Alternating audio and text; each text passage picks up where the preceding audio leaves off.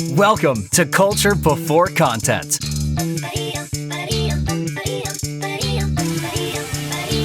Here's your host, David Duarte. Hey, welcome to the show. We are here at the Sweetwater Director Academy at the Bands of America Summer Camp, presented by Yamaha. Well, we're doing some little shows with people. Look, there's somebody here. I'm not staring at a TV screen today. So this is Adam. I'm going to let Adam talk about himself. I'm going to introduce him, and we're going to find out what we're going to talk about. So, Adam, take it away. All right. Sounds good. My name's Adam Burdett, and I teach in Pennsylvania for 25 years. I just finished my 25th year of teaching at a little school called Pittston Area H.S. The best way I explain, because nobody really knows where Pittston Area High School is. If you watch The Office, that's Scranton. I'm 5 minutes from The Office. Even though they don't film anything in Scranton, really. But there's a neat gift shop in the seafood place. But in any event, I've been at Pittston Area High School, been there for 25 years. Wow. And that's where I went to high school, which is really kind of cool to be able to kind of, I'm not going to say I never left, come back home kind of deal, but to be able to run the program that I was a part of and carry on that legacy for all these years. It's really a cool thing. Well, that's a much different topic of conversation of being somewhere being for somewhere for 25 years. Yes. I mean, a lot of times I love talking to people about what was it like when you started, when did it take it over? And, I actually I started teaching at my high school too. It started my career. Yeah. Nice. Yeah. Nice. I got riffed. But what is the culture of your program like? Because, at this point you're at 25 years, how many more you got to go? 900 days, not that I'm counting. What? Or anything. I have 5 years to go. 5 years. But you know what? After coming here for the last year or two, honestly, it kind of recharges the batteries a little bit. And because of things like talking about culture here and improving that, it's making you question, do I have more in me? So. And this is my philosophy. I'm going to teach until I don't want to teach it. Because people ask me, when's my retirement date? I have a date. Right. It's in my head. Mm-hmm. But what happens if I'm happy? Oh, I'm going to stop. I signed the date. That's not the way it happens. Right. To me, I think, and maybe this, we're already on agree or disagree. But as long as I'm happy, I'm going to probably just keep doing the job. Right. And the converse is true. Maybe I'm like, maybe I have something else to do. But I am committed to the job every day that I'm there. Yes. And then when I'm not there, I won't be as committed, I guess, anymore. Makes sense. Let's talk about a little about culture. What's, teaching in your own area. I think you don't have to really define culture because you know what the culture, you probably came up and already knew what the culture's like. I mean, just the fact that, Scranton, you say Scranton, Pennsylvania, you've got all the things going in your head. In my head, I'm like, I should get to Pennsylvania. I've been there before. So what is the culture of your band like?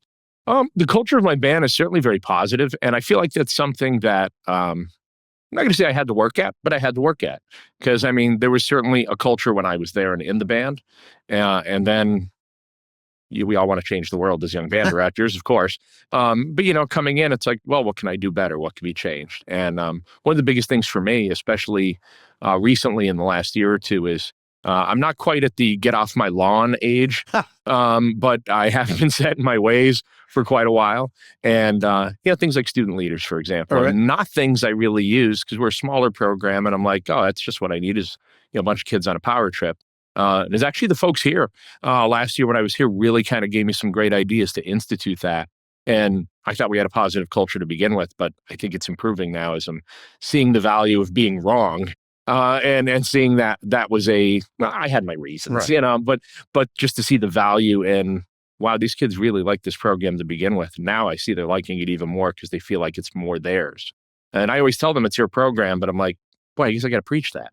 Yeah, and isn't that funny though? Because it takes a mindset of our own selves as we, like I said, as I've gotten older, I feel like I know less and less as I get older.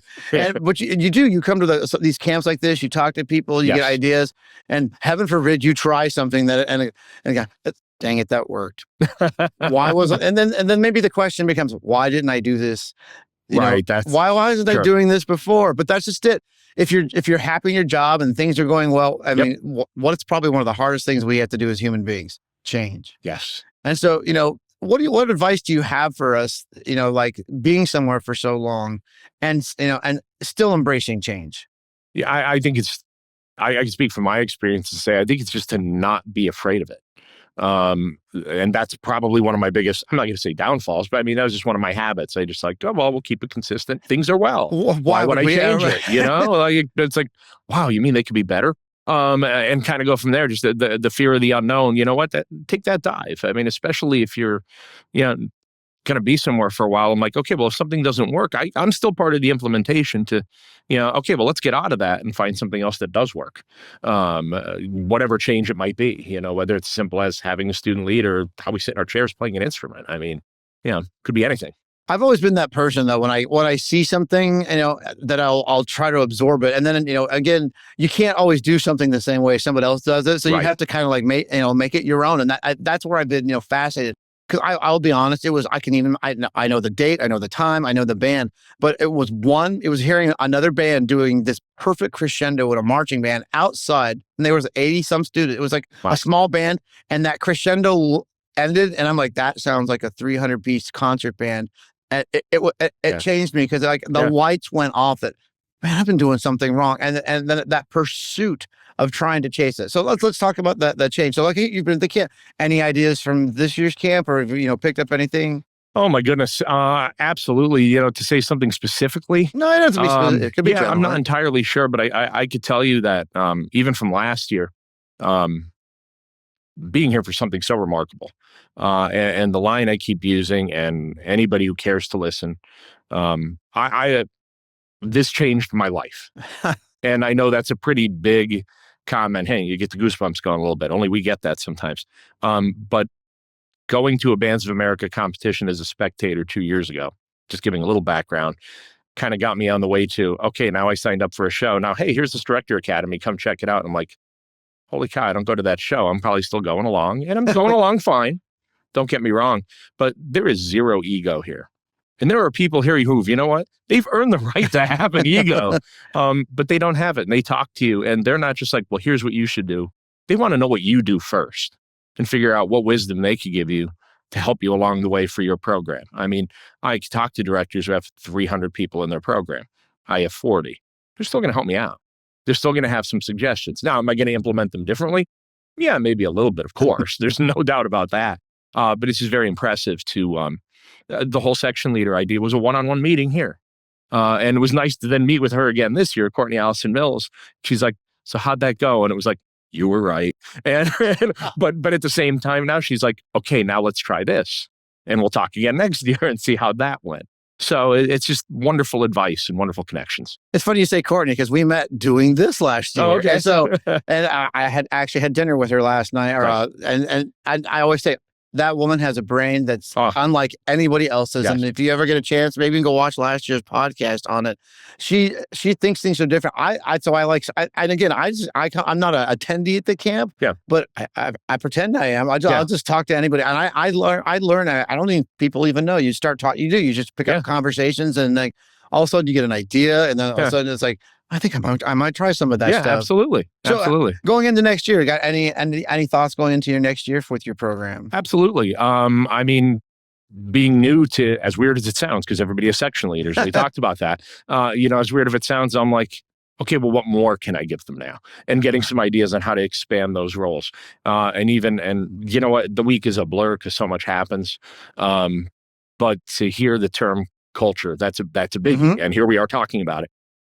Cultural liaison was an expression somebody used in one of the sessions I went to, that like, that's a position in our band. And like, I'm sitting here thinking, that's a position I need to have. And I already know in my head who I think is going to do that, just because of how they are with, welcoming new students and bringing people together who, they're eating lunch by themselves. That's not, thinking of things like that, that maybe I always thought about, but was just kind of like, benign neglect, it'll work itself out. So maybe this is like, because, I taught at my high school, you do teach at high school, that maybe that culture didn't enter the thought process because there was already culture there of your program and you were a part of it. So you didn't necessarily notice it.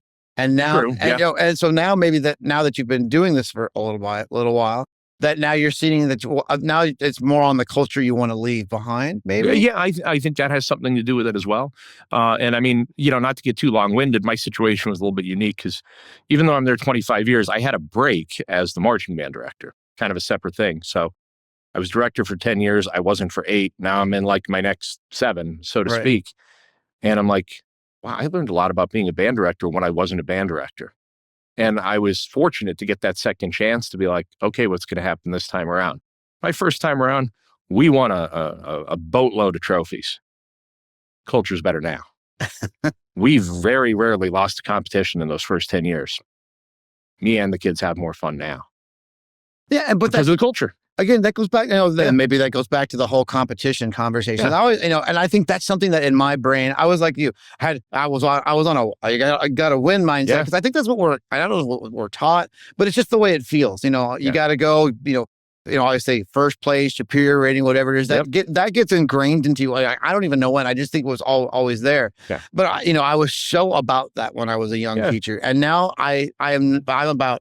Did you play your best? That's more important than anything Absolutely. else. Were you on time? That's my favorite one. Were you on time?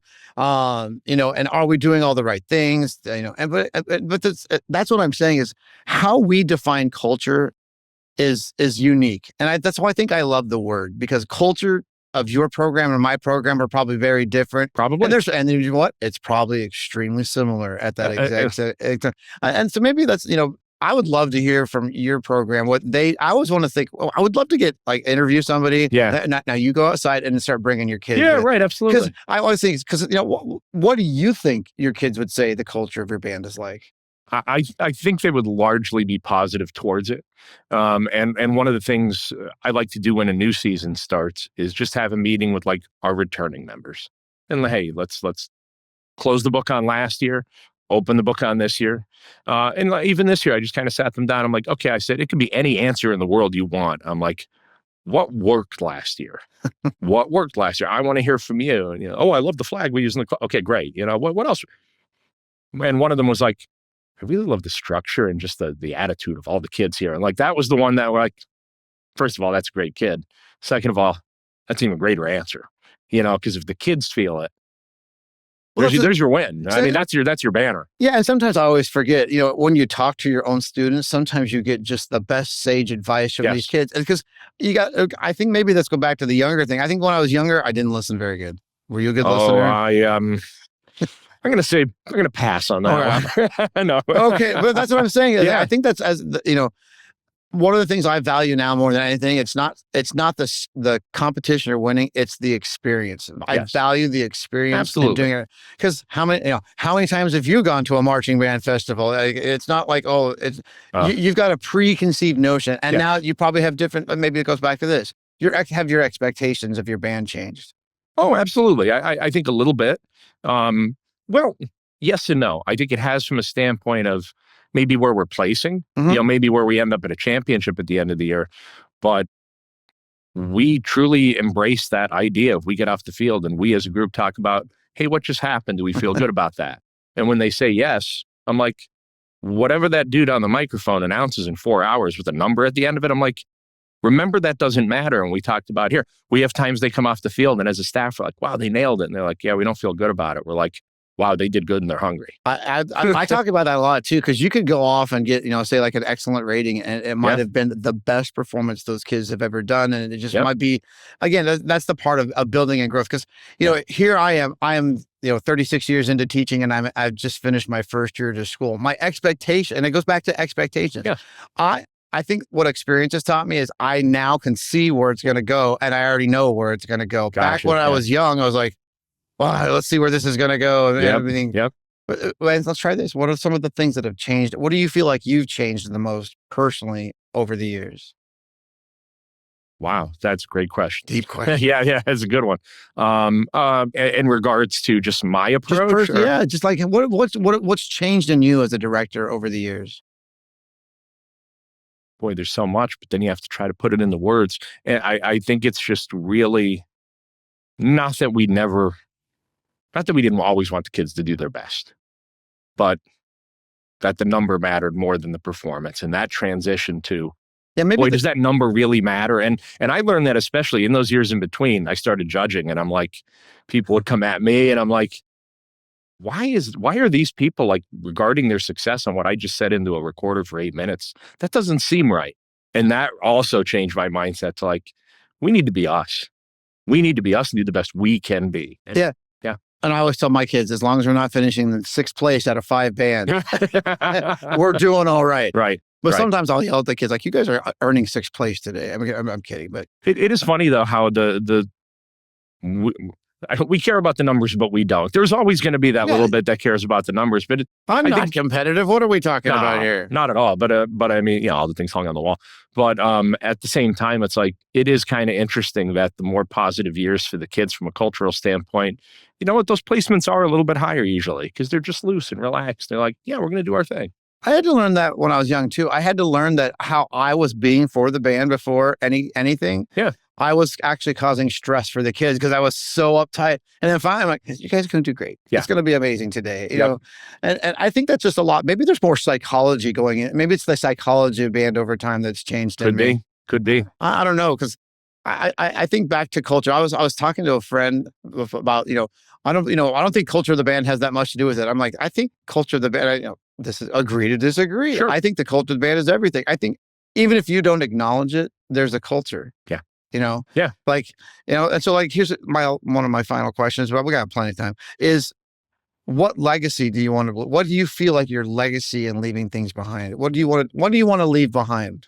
That's, I'm not going to say that's deep, but that's one of the things that is on my mind because I'm like, okay, I was in the program in high school, worked for it for a number of years before I got the I'm 25 years as the in-school band director. This is my 32nd year working with the marching. I know I don't look a day over 60, but not quite. I'm 50. I turned 50 last year. But yeah, I know that's small potatoes. But that was a conversation I had with Jarrell. We were talking about legacy, and it's like, we have all these trophies and plaques on the wall, and I'm like, I don't know if that's the right legacy. Like, what are we talking about? And he had a great suggestion that I was kind of thinking about. I'm like, he's like, get some pictures of the kids up there. That's going to be your legacy, what they've done. Because I'm like, I'm genuinely nervous. I'm like, that's the longest relationship of my life is with that band program. I'm married 22 years. I'm with that band for 31. And it's like, wow, what's going to happen when I go? And what not that I necessarily want it. Listen, everybody's remembered, for better or for worse. But I think the legacy is going to be that positive culture, the kids who came through the program and can talk about their positive experiences. And hey, you know what? Band is fun. And, maybe winning isn't everything, but working together is, and self-discipline is. And man, I learn as much from them as I hope they learn from me. I still learn from you every day. Absolutely. I mean, so many people, like, I've been doing it a long time. I could probably just keep the status quo for 5 years, but I'm like, I think I got a good finish in me. Without being too cheesy, I'm hoping there's a crescendo here the next couple of years. And like we said earlier, maybe after those 5, I'm like, well, my wife's still teaching. Maybe I have one more in me. But I do like to play golf too. Oh my gosh. All right. So last thing for me. Sure. What would you like? What does your experience leave? Give the audience some sage advice. What has your 25 years brought to you? What do you say to the band directors out there about staying somewhere for so long and just, your own success? What do you want to leave us? What's your parting thought? Oh, I think one of the biggest things is for one, we can always improve. As an educator, I think I can always get better. Change is not bad. That was the thing I learned early on because, as young directors, we want to change the world. No, you can't do that. You can't do that. Change is not bad. And I think one of the biggest things to steal from one of the people I heard from this week, you do you. As a director, you do you. Don't be influenced, get some good ideas, get some suggestions, for lack of a better term. But ultimately, you're going to know your own kids better than anyone. So take the advice, even that you're asking me to give advice, and I'm like talking about advice, but take the advice from others and figure out a way how to tailor that to your program and to your kids, and take care of yourself too. That was a hard one to learn as well. Whether it's family, whether it's your own personal golf, absolutely. My marching band show last year was about golf. I mean, so I figured it was really cool. So I mean, if you could put those together, yeah, you do you and take care of yourself and do right by the kids. Well, Adam, thank you so much for being on the show. It was really great. Well, that's all we have for today. Hey, welcome to the show. We find ourselves here at the Sweetwater Director Academy at the Bands of America Summer Camp, presented by Yamaha. It's a live show, super fun. Well, we got another special guest here today. So I have Elizabeth, and we're going to find a little bit about Elizabeth today. So Elizabeth, tell us who you are. I'm Elizabeth Van Hook. I teach just down the road from Ball State at Alexandria-Monroe Jr. Senior High School. I teach 6 through 12 band and a couple other classes. How long you been teaching? I'm going into my 11th year, and I was a private teacher 5 years before I was a band director. Oh, wow. What did you private teach? Euphonium and trombone. Wow. So tell us a little bit about your school. This is the Culture Before Content podcast. Tell us a little about your program. So we start in an elementary school, and I actually let 7 through 12 march if they want to. I don't force them, and we carry everybody along from where they're at to where they need to go. What's really been fantastic is we get scholarships from Music for All to send some students to camp, and I have students that have come to camp that went last year and said, I have to do this again, and they find any way to get here. Well, here's one of my questions. So we were talking earlier about, coming to camp, because as we know, this camp is from middle school all the way through high school. And then my favorite part is the drum corps show. There's the drum corps show coming. But then there's also, here we are for the directors, and so it's an all-encompassing camp. Yeah. So when those kids said that and they brought that home, what did that do for your other students at the school? Do you have more students here? Are they just repeating? What did that bring for the culture of your band? So before it was, there's a different band director. I'm in my 6th year, going into my 7th year at this school. Time flies when you're having fun. So coming out of COVID, I started in COVID, which was a double-edged sword. We were building the plane as we were flying it, but at the same time, I didn't have that, we did it this way.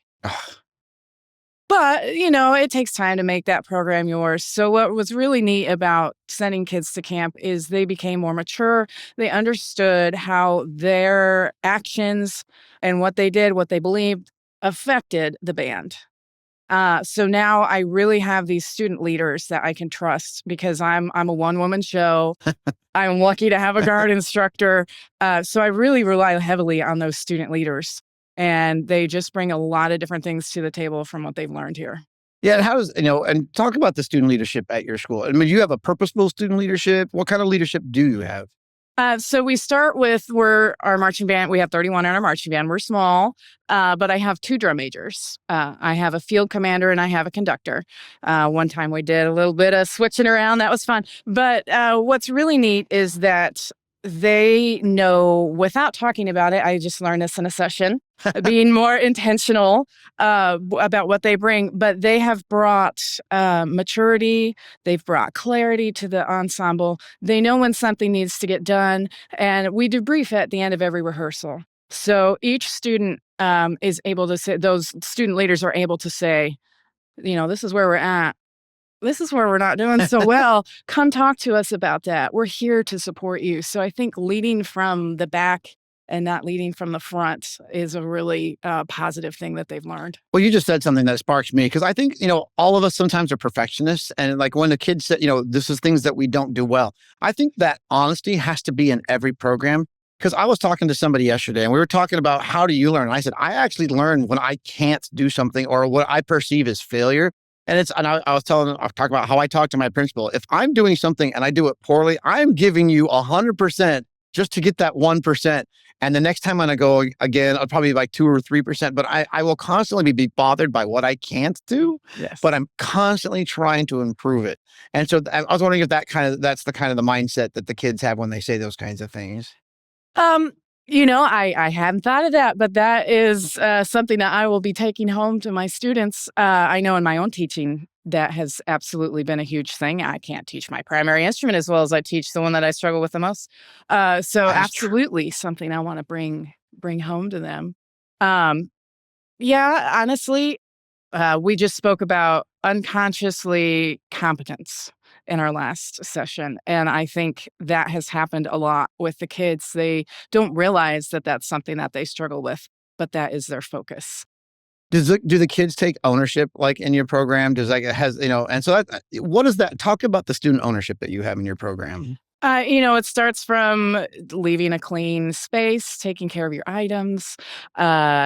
We start with, this is how we line up our instruments. We try and be uniform. And the students, I always try and get them work outside of class, work with your section, say let's meet at the park if we don't have anywhere else to go to work on this stuff. I want to brag on my percussion section. I know, right? Like the fires happen back there. You never know what's going on back there. But I didn't have to do anything with them last year. Speaking my language. Right? They even selected who was going to be on each part. It was very fair. It matched what they were a strength of, or maybe they needed to work on a little bit. I had 9 of them, and my senior just took charge, and he did the roster and everything, and it was always very fair and balanced, and everybody got a part. Okay, we get to play my games again. So now we're going to play agree or disagree, because I think this is like one of my favorite games. Agree or disagree.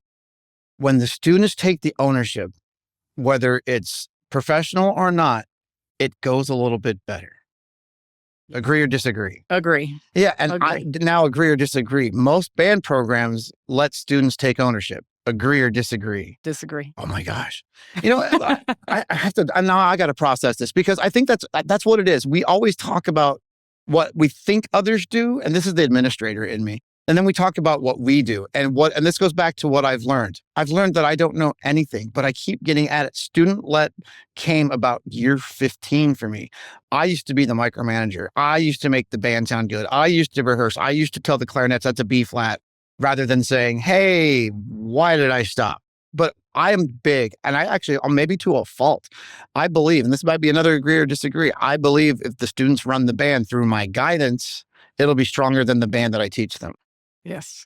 Yes, totally agree. Now that comes from not having resources. You know, I don't have private teachers. I don't have those things. And I've had to learn to say, it might not be my way, but it still gets done in a different way if I've trained my leaders to do that. And, you know, you say you said 31 in the program. No, not 31. Or was it 31? Yeah, 31 in the marching band. Right, marching. How many in the program?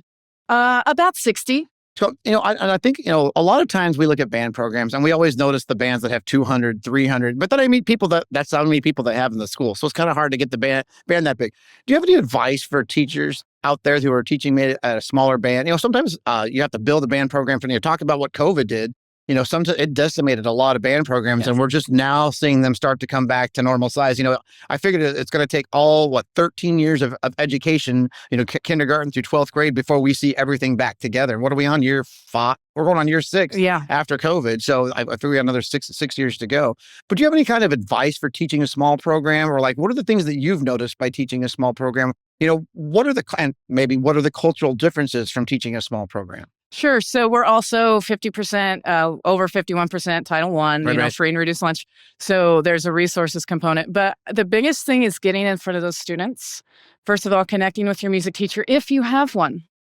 You might not have a music teacher. They might not have that. So meeting the students where they're at, getting in front of them as much as they can, getting instruments in front of them, playing for them. We all know our recruitment process.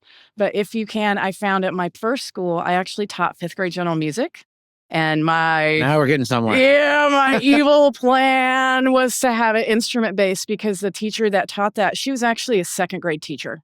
And she worked her butt off to try and do it right.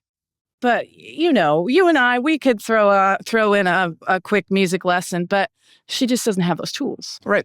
So I knew I had to start from, this is what a quarter note is. So I spent that whole year working and working and working. We started with bucket drums, which was great. We did boom whackers for a Christmas concert and bucket drums. I made a little lead sheet through some Christmas songs. And then we just worked our way up. We watched videos. We explored. Not only did they have that, see, I can do this, because a lot of my kids come up to me and say, I don't know how to play an instrument. Well, of course you don't. Nobody does. But that really intimidates these students. And what they see is, I'm not intimidating when I'm in front of them. So it's really safer for them to make that choice as well.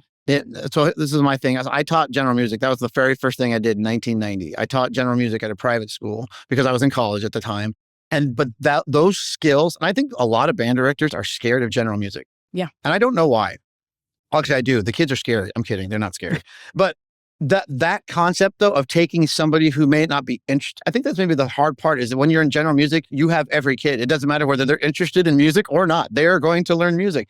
And this is one thing I wanted to share with you. Like, one of the things we did is one of my general music is we did do units where we got the kids interested in band so that they were, making choices. Because what's my thing? I think relationships are the most important part about building a general music program and then getting those kids into band, orchestra, choir. And believe it or not, this is my controversial statement. Not every kid's a musician. I mean, everybody can be, but not everybody has music in their lives. But we want to get as many as we can doing those kinds of things. Yeah. But, I digress because I'm really more interested in a little bit more about your program. So, so you said 7/12, and you said marching band is not mandatory, right? No. And so what kind of culture does that have at the school? How do the kids recruit for it? Do you recruit for it? All the above?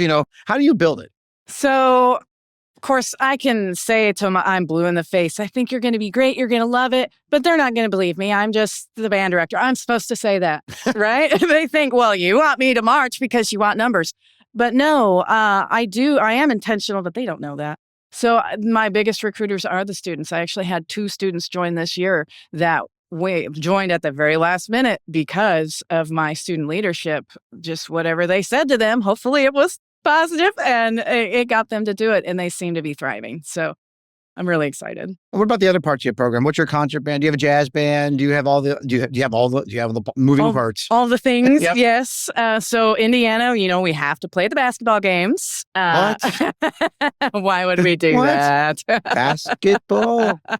So, and I know some schools, the students aren't really engaged in pep band, but my students, they love the music. It's different. It's exciting. I know as a low brass player, it's fun to get the melody.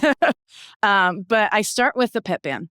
So I invite my 6th graders. See, we meet every day. I'm very fortunate in that we meet every day. So I invite my 6th graders to come to a basketball game. I give them a packet of music. I say, it's too hard, guys. It's too hard. It's okay. You just play whatever you can, whatever notes you know. And they come and they see, oh, these guys in the program, they're pretty cool. I maybe want to be like them. So it already starts to get them to see what it's like to cross the street, because that's a different building. And that's when we lose the most, right? Is when we change buildings. So that is a great way to start that. And remind me of your question again. So I don't know. I've lost track at this point. This was that. I always talk about that. So the podcast, I laugh. We can go non sequitur all we want, but it's like we start to. What am I talking about? Welcome to getting older. It's terrible. No, we were talking about the other components of your program. So the pep band, the concert band, jazz band, and. So I do require the pep band for one of my bands. So first semester it's concert band and marching band. So 7 through 12. There's no pressure to march. And then second semester, it's 7 through 9 and 10 through 12, just because it's, that's how I need to compete. I can't have anybody past a certain age for the junior high.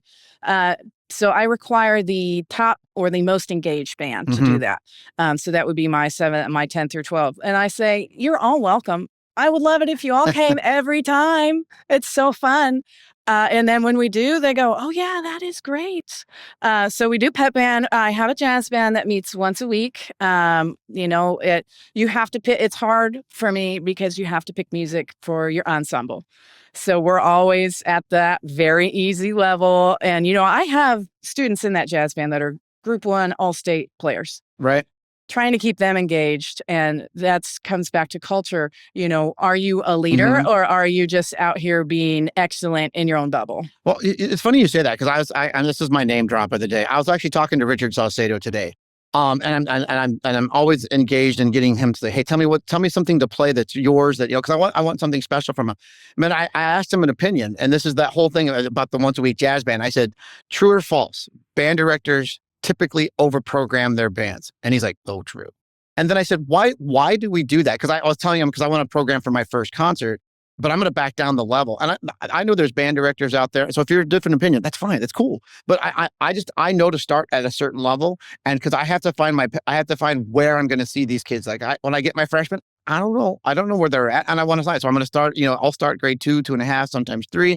Sometimes, I start at that beginning so I can actually spend more time teaching and less time chasing notes. And then I do the same thing with my upper grade. I'm going to go to a certain level. Oh, I'm going to play this grade, Well, with all my 5th graders, we're going to play Lincolnshire Posey. No. And that's what we were talking about. So we're talking about, when you have once a week jazz band, that strikes me like there's the happiness is that, yeah, I'm going to do grade 1 and we're going to have a good time. And we might be doing, doing this, just this head and this chords. Yeah. But anyway, such an amazing thing. So last thing for the day, final thought, just anything you want to talk about, advice, could be camp, could be your band. Could be the weather. Who knows? Could be the weather. Anything you want.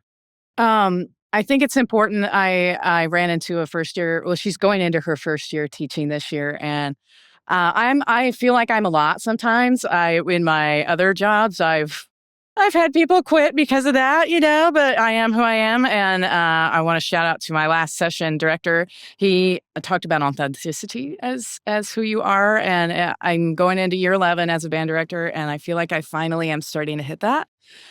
So 2 things, don't change anything at the beginning, but it's important to know what your goals are and your expectations are.